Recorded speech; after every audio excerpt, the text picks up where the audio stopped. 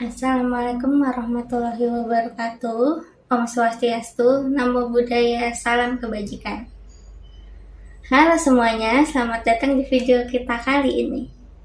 Kami dari kelompok 2, ada Devina, Angela, Nindi, dan Irfa, bakal bahas topik seru tapi penting banget, yaitu seksualitas pada anak dan remaja. Tenang, jangan panik dulu ya. Di sini, seksual itu lebih kerasa ingin tahu dan eksplorasi tubuh, bukan aktivitas seksual. Faktor yang mempengaruhi apa aja sih? Ada biologi, emosi, kognitif, sosial, dan budaya. Nah, cara orang tua merespon bisa bikin anak merasa aman dan percaya diri dengan tubuhnya loh. Yuk kita mulai.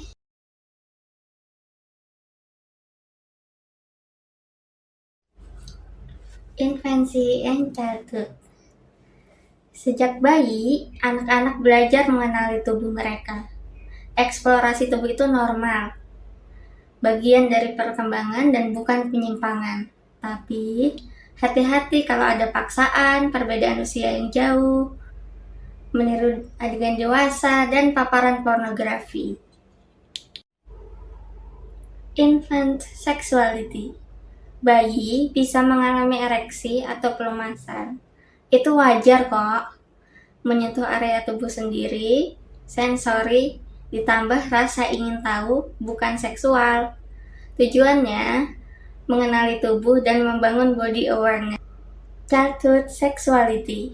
Di usia 3 sampai dengan 5 tahun, anak mulai banyak bertanya, kok beda? Bayi dari mana sih?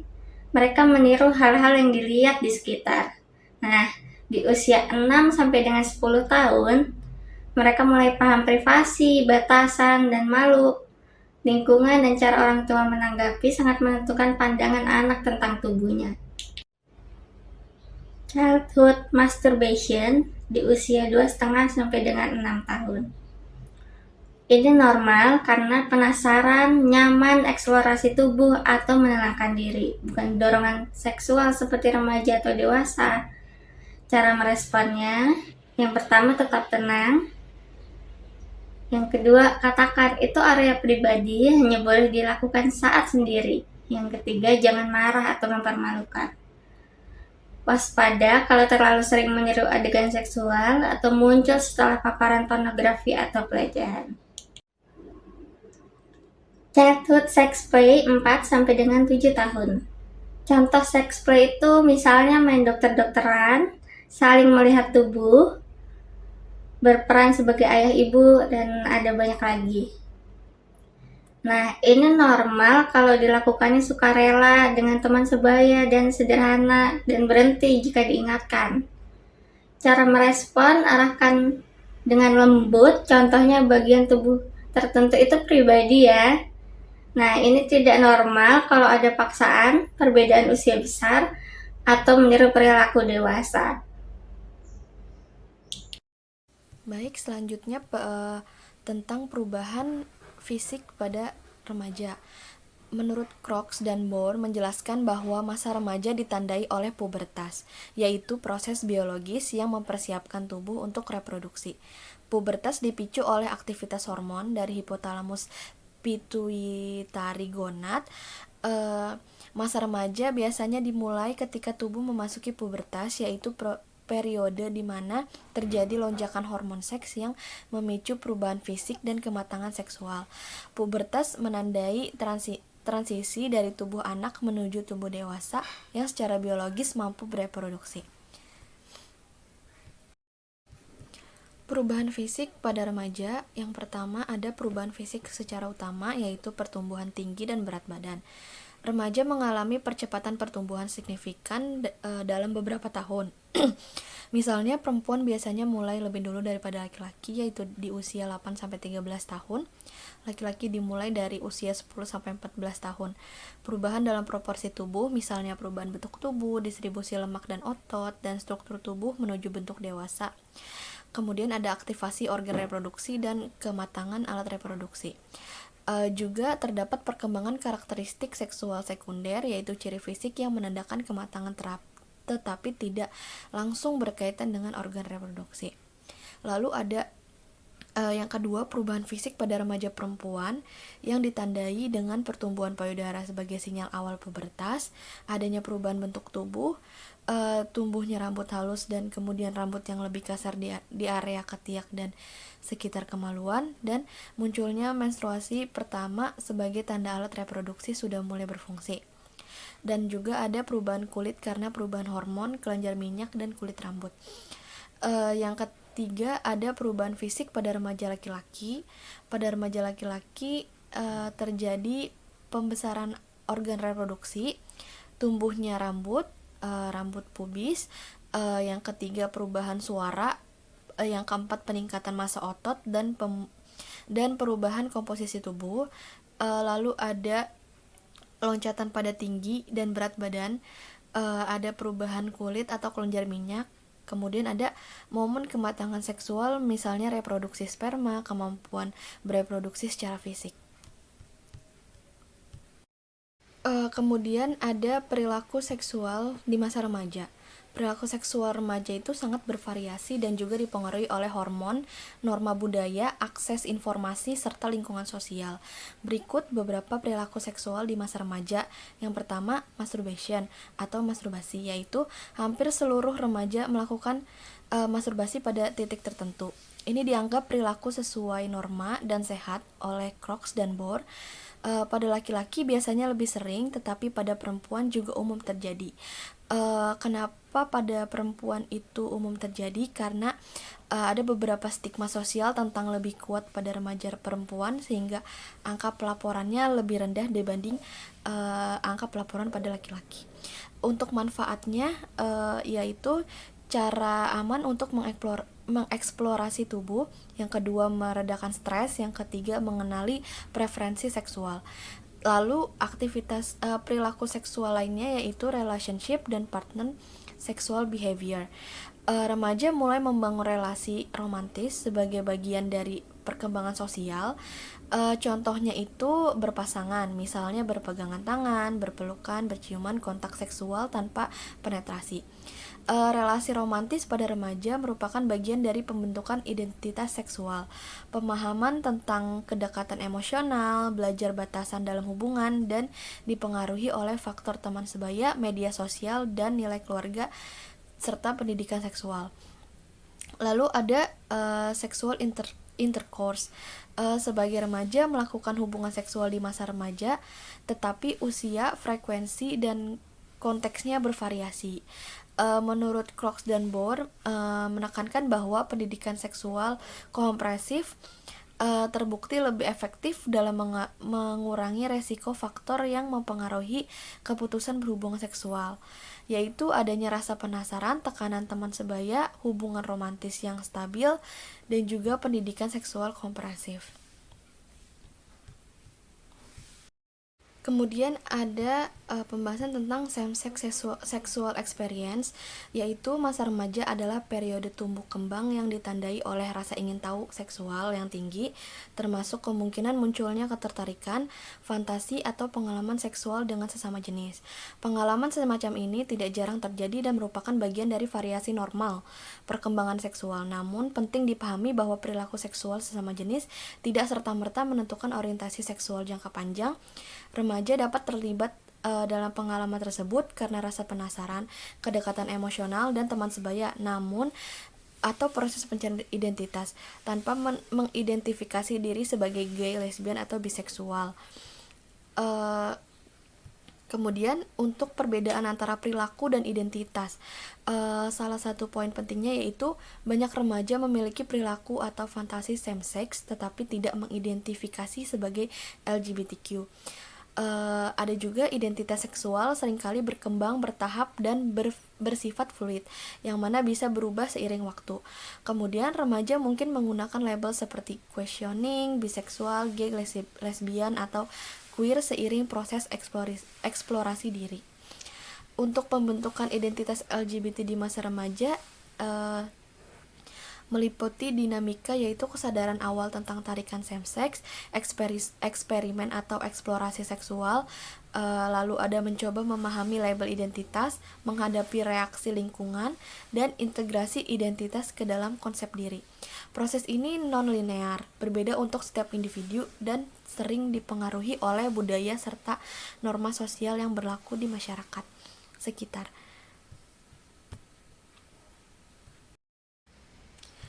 Kemudian pengalaman seksual sesama jenis pada remaja tidak selalu berarti orientasi seksual tertentu. Bisa berupa eksplorasi rasa penasaran, kedekatan emosional, fase sementara sebelum memahami identitas diri.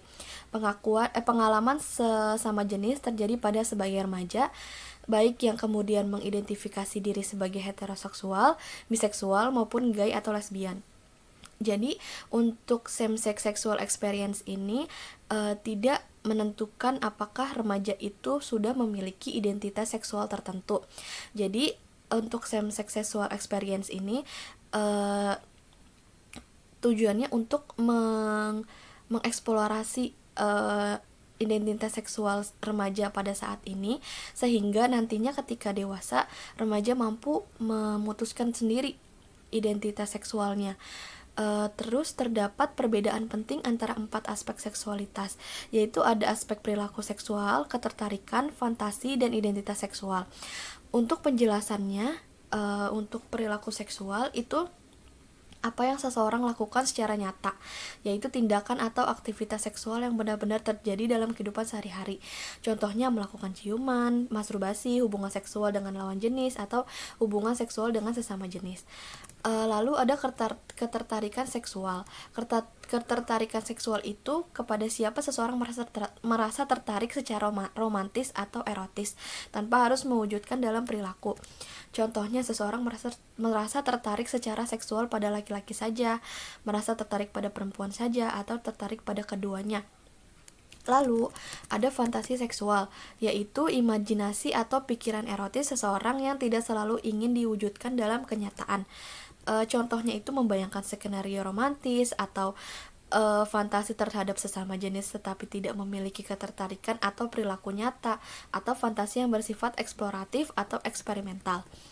Kemudian yang keempat ada identitas seksual, yaitu bagaimana seseorang mengidentifikasikan diri terkait orientasi seksual. Contohnya itu ada heteroseksual, gay, lesbian, biseksual, panseksual, aseksual, dan questioning. Kemudian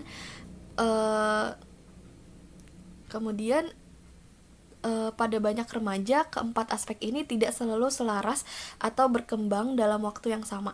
Seorang remaja dapat memiliki fantasi atau rasa ketertarikan pada sesama jenis, tetapi belum siap mengadopsi identitas LGBTQ karena karena di baliknya itu ada banyak beberapa diskriminatif, stigma, dan lainnya. Atau sebaliknya, sudah mengidentifikasi diri tetapi belum berperilaku seksual sesama sekali. Hal ini mewujudkan bahwa perkembangan identitas seksual bersifat kompleks, bertahap, dan seringkali berubah seiring pengalaman hidup, tekanan sosial, dan proses refleksi diri.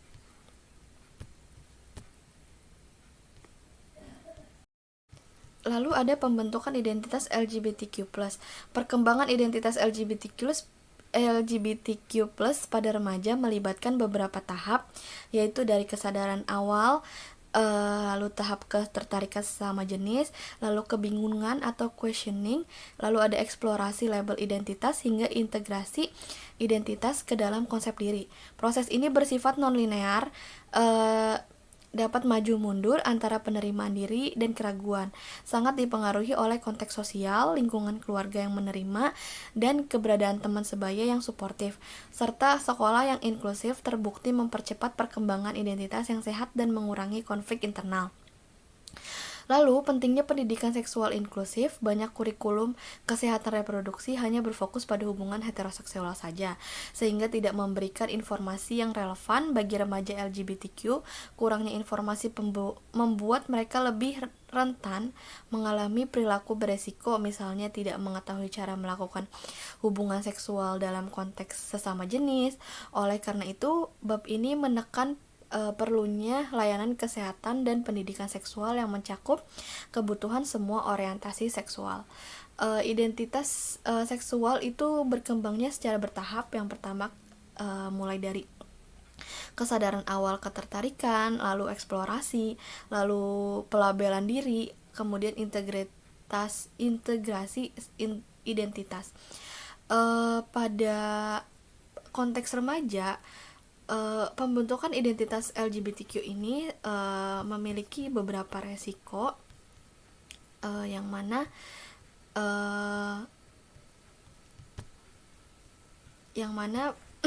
dapat beresiko terhadap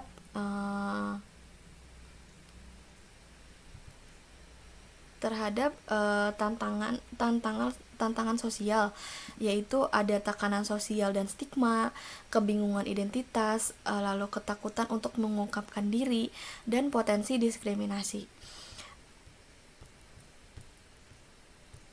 Oke, selanjutnya kita akan membahas tentang eksplorasi seksual daring. Tidak semua perilaku atau ekspresi seksual remaja terjadi secara langsung. Sebagian terjadi secara online. Salah satunya ialah sexting. Sexting adalah aktivitas mengirim atau menerima foto maupun pesan bernuansa seksual melalui internet, ponsel, atau perangkat elektronik lainnya. Sexting ini dapat menimbulkan konsekuensi sosial dan emosional serius ketika konten tersebut disebarluaskan lebih luas dari penerima awalnya. Digital ini ialah menghabiskan waktu secara online dapat mengurangi komunikasi tatap muka, sehingga meningkatnya jejaring dan interaksi digital berpotensi menurunkan kompetensi interpersonal remaja dalam hubungan romantis.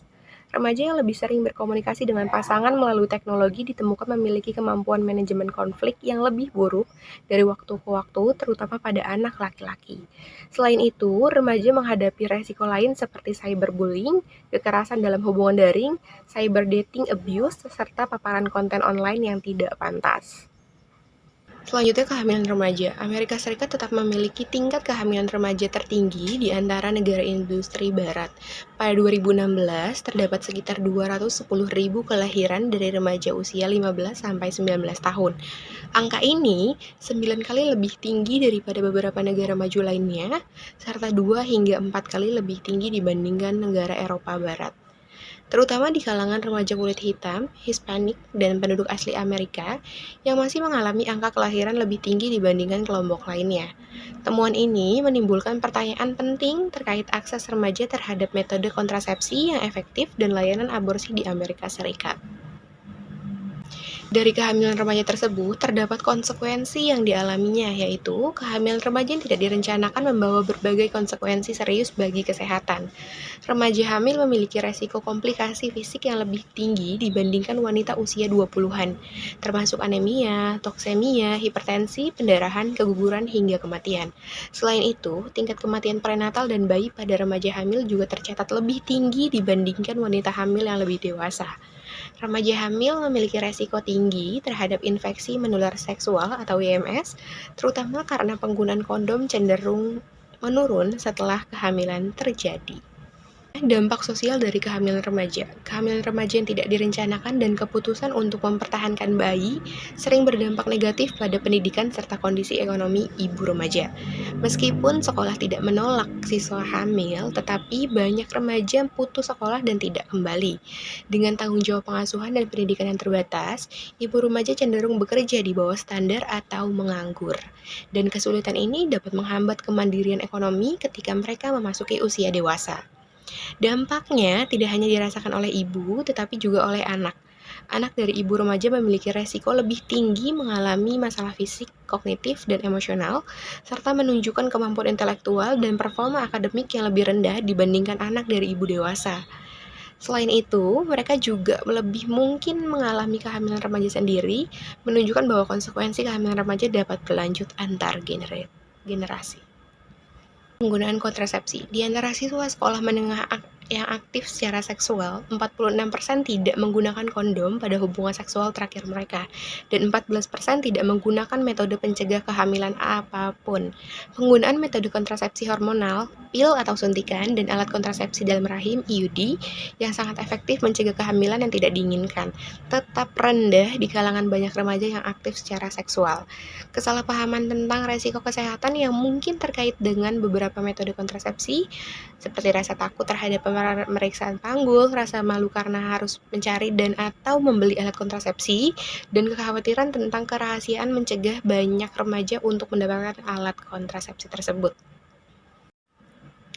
Selanjutnya, beberapa faktor telah ditemukan terkait dengan penggunaan atau tidak digunakannya alat kontrasepsi oleh remaja. Yang pertama, remaja yang mengalami hubungan seksual tidak sering cenderung menjadi pengguna kontrasepsi yang tidak efektif. Selain itu, remaja dalam hubungan yang berkomitmen lebih kecil kemungkinannya untuk menggunakan kondom untuk mencegah kehamilan dan IMS, infeksi menular seksual, dibandingkan mereka yang berada dalam hubungan kausal. Keterampilan komunikasi seksual yang buruk juga merupakan hambatan lain terhadap penggunaan kontrasepsi yang efektif. Komunikasi seksual tentang topik seperti penggunaan kondom, HIV, dan IMS dapat mengurangi kemungkinan seks tanpa pengaman di kalangan remaja. Adapun peran keluarga dalam penggunaan kontrasepsi remaja. Hubungan orang tua dengan anak yang kuat yang mencakup pola komunikasi yang sehat tentang kehidupan sehari-hari, termasuk seks dan kontrasepsi, telah dikaitkan secara positif dengan penggunaan kontrasepsi di kalangan remaja. Penelitian juga menunjukkan bahwa remaja yang dibesarkan dalam keluarga yang menekankan tanggung jawab pribadi terhadap perilaku cenderung menjadi pengguna kontrasepsi yang efektif. Terakhir dan mungkin yang paling jelas, remaja yang paling berpengetahuan tentang kontrasepsi adalah mereka yang paling mungkin menggunakannya secara konsisten dan efektif. Strategi untuk mengurangi kehamilan remaja.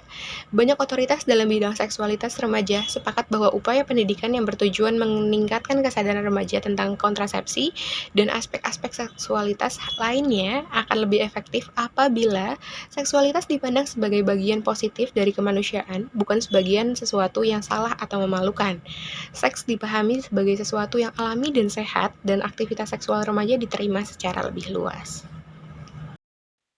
Berikutnya adalah strategi untuk mengurangi kehamilan pada remaja. Jadi poin-poin penting yang perlu kita ketahui, yang pertama kehamilan remaja itu dapat dikurangi melalui pendekatan pendidikan, sosial, dan kebijakan. Strategi utamanya yang pertama memberikan pendidikan seks yang relevan dengan usia. Selanjutnya memperkuat komunikasi antara orang tua dan anak mengenai seksualitas. Selanjutnya membantu remaja mengembangkan kemampuan mengambil keputusan yang sehat. Yang terakhir, menyediakan akses terhadap informasi dan layanan kesehatan reproduksi. Jadi fokus materinya itu ada pada pubertas, fungsi reproduksi, konsekuensi seksual, hubungan sehat, dan nilai moral. Selanjutnya ada edukasi seks. Poin pentingnya adalah pendidikan seks itu perlu dimulai sejak kecil dan dilanjutkan hingga remaja dengan materi yang bertahap. Terus isi pendidikannya itu meliputi anatomi tubuh dan fungsi reproduksi, perubahan pubertas dari segi psikologis dan juga fisik, dan juga konsekuensi emosional dan fisik dari aktivitas seksual, serta nilai, etika, dan tanggung jawab dalam perilaku seksual. Tujuan utamanya yaitu memberikan pemahaman yang akurat, menghindari kesalahpahaman, dan juga membantu anak membentuk sikap sehat tentang seksualitas. Lalu bagaimana jika anak menanyakan tentang topik seks? Orang tua dianjurkan untuk memberikan jawaban yang jujur, sederhana, dan sesuai ketika anak menanyakan topik seks. Jawaban tidak perlu terlalu detail, tetapi harus akurat dan membantu untuk memahami tubuh serta perubahan yang akan mereka alami. Respon yang positif dan terbuka membantu anak merasa nyaman berdiskusi mengenai topik seksual.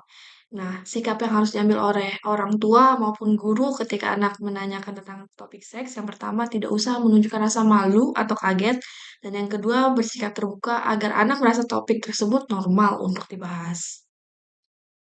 Lalu bagaimana jika anak tidak menanyakan tentang topik seks? Bagaimana kita berinisiatif untuk memberikan edukasi kepada anak tersebut? Jika anak tidak bertanya tentang seks, orang tua maupun guru tetap perlu memulai percakapan untuk memastikan anak tersebut memiliki pemahaman yang benar. Topik yang dapat diperkenalkan termasuk pubertas, pengenalan tubuh, serta batasan pribadi. Hal ini membantu mencegah kesalahpahaman dan menghindarkan anak dari informasi keliru yang didapat dari teman ataupun media sosial. Tujuannya yaitu memberikan informasi akurat sebelum anak mendapatkan sumber yang salah dari teman maupun internet. Selanjutnya ada School-Based Sex Education. Program pendidikan seks berbasis sekolah bertujuan memberikan pengetahuan kesehatan reproduksi kepada remaja, mengembangkan sikap yang positif, serta meningkatkan kemampuan pengambilan keputusan seksual yang sehat. Program ini juga membantu mencegah kehamilan remaja dan mengurangi resiko penyakit menular seksual dengan penyampaian materi yang terstruktur dan juga edukatif. Sekolah merupakan sumber utama pendidikan seks formal. Program sekolah sebaiknya meliputi yang pertama informasi medis dan biologis tentang reproduksi, yang kedua penyakit menular seksual, dan yang ketiga pencegahan kehamilan remaja, dan yang terakhir etika hubungan dan komunikasi interpersonal. Lalu dampak pendidikan seks di sekolah, dampak positifnya adalah membantu remaja membuat keputusan sehat, yang kedua mengurangi ketidaktahuan tentang seksualitas, dan yang terakhir mendorong sikap bertanggung jawab. Dan materi yang terakhir adalah Sex and Politics, Political Battle Over Sex. Pendidikan seks sering menjadi perdebatan politik, ada pihak yang mendukung pendidikan seks komprehensif karena dianggap membantu pencegahan resiko seksual, sementara kelompok lain menganggap topik ini tidak pantas diperkenalkan pada anak usia dini. Kontroversi politik ini mempengaruhi kebijakan sekolah, kurikulum pendidikan, dan akses remaja pada informasi seksual yang akurat. Lalu, perdebatan ini dapat mempengaruhi yang pertama kebijakan kurikulum nasional dan yang kedua usia kapan anak boleh menerima pendidikan seks. Serta yang terakhir akses anak dan remaja ke informasi kesehatan reproduksi itu berkurang. Kesimpulannya dari materi ini adalah pendidikan seks yang tepat, terbuka, dan sesuai usia sangat penting bagi perkembangan seksual anak dan remaja. Pendidikan ini bertujuan untuk memotivasi remaja menjadi individu yang bertanggung jawab dalam pengambilan keputusan seksual. Selain itu, pendidikan seks berperan penting mencegah kehamilan remaja dan memberikan informasi akurat terkait fungsi tubuh, pubertas, dan kesehatan reproduksi. Kolaborasi antara orang tua, sekolah, masyarakat, dan kebijakan politik diperlukan untuk mewujudkan pendidikan seks yang efektif dan juga bertanggung jawab.